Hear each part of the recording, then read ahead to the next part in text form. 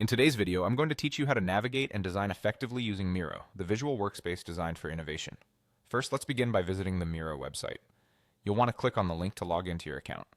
If you haven't already created an account, take a moment to do so, as this is essential for accessing Miro's versatile tools. Once you're logged in, you'll be greeted by your dashboard, which is essentially your hub for all existing boards you've worked on or are shared with you.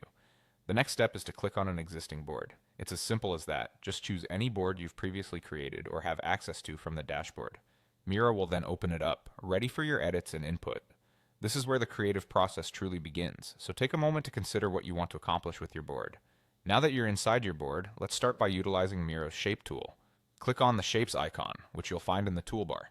This opens a pane with all the different shapes at your disposal.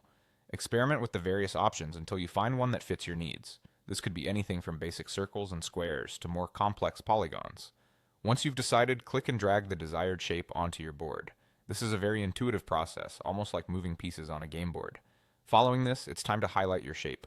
By clicking on the highlight tool found in the toolbar, you can then adjust the appearance of your shape, modifying it to your preferred size and style.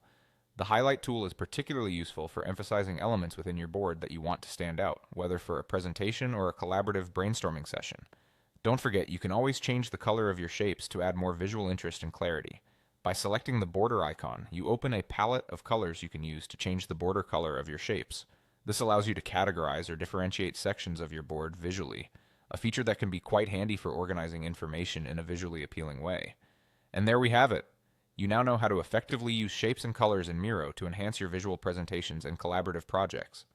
Whether you're working on a team project, mapping out ideas, or organizing thoughts, these tools are essential for effectively communicating your vision.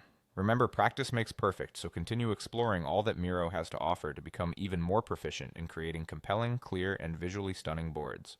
Thanks for tuning in, and happy designing.